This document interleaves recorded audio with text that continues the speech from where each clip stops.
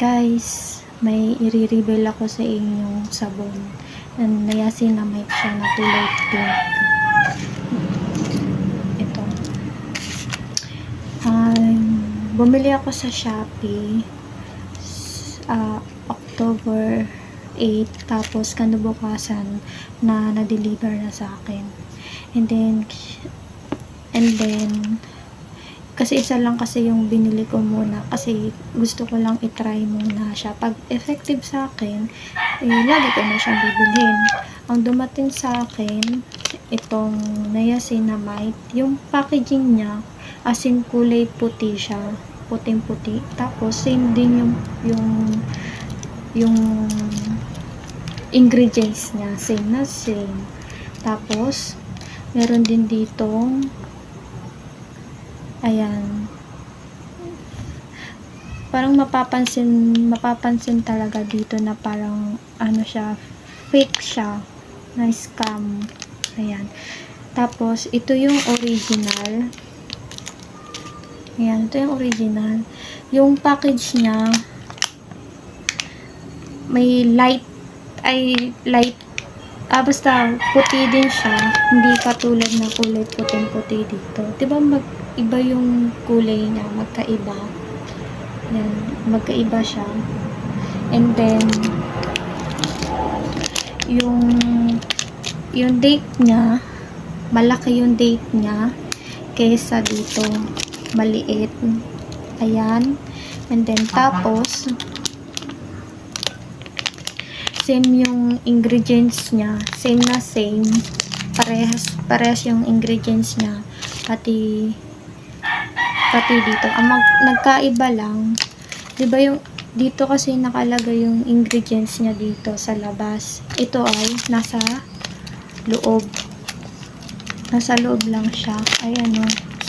Pero same na same siya. Ganyan. Tapos, ang mapapansin mo dito, meron silang may tatak silang BMRS. Ayan. Ayan. May tatak siya. Ay, may nakalagay dito. Tapos, ito ay walang gantong nakalagay. Kasi grabe yung mga scammer ngayon. Nangluloko sila ng mga tao talaga. Ayan. Kaya guys, mag-ingat-ingat kayo sa pag-order ng mga sabon, lalo na yung mga niacinamide na kulay pink na puti. Ayan. Ipapakita ko sa inyo yung sabon, yung kulay niya, saka sa original. Ito yung peke. Ayan yung peke. May pink din siya, tapos may puti. Ayan yung peke. Tapos, ito naman, yung totoo. Ayan. May puti siya, tapos may halong pink. Tapos, makikita mo yung tatak niya. Ayan. Ayan.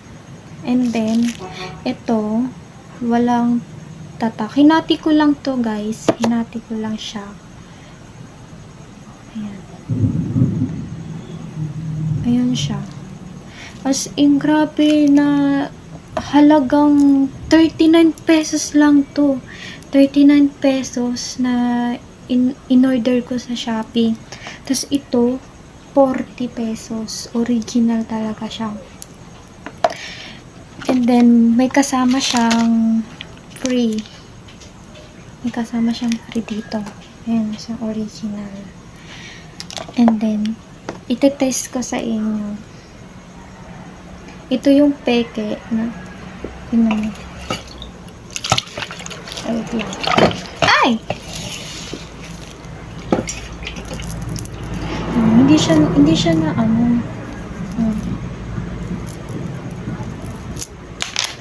nabula siya, konti lang. Ganyan lang. Konti lang siya. Nabula rin naman siya. Nabula.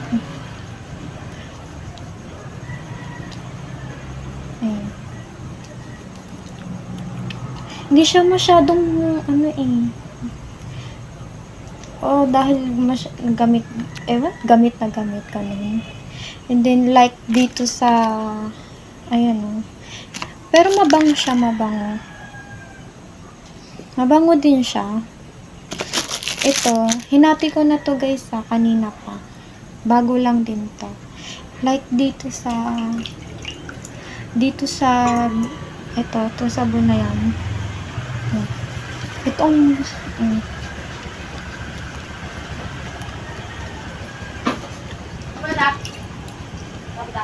ayan.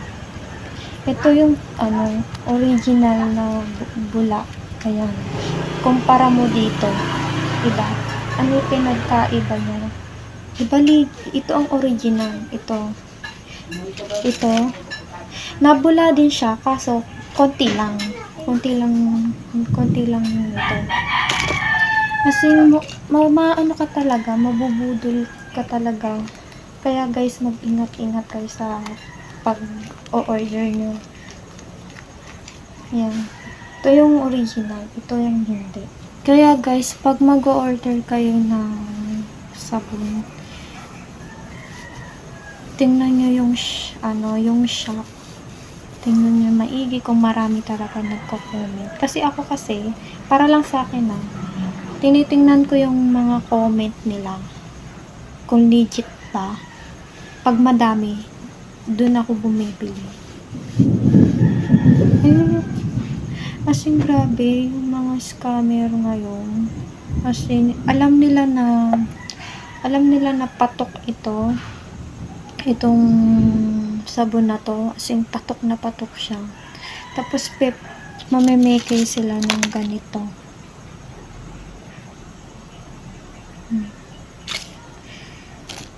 As in, namemeke sila.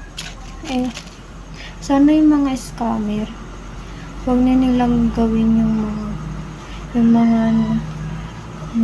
yung mga nag-i-scam dyan. Huwag tigilan nyo na yung nag-i-scam. Kasi hindi naman maganda yun sa ginagawa nyo. Yeah, guys, aware lang kayo sa pagbili ng sabon, ha? Aware lang kayo. Ayan. Tingnan nyo yung pagkumpara ng yung package nila. Tingnan yung pagkumpara. Ito yung peke. Tapos ito yung original. Yun lang guys. Mag-ingat kayo sa pagbili ng sabon. Yun lang. Bye!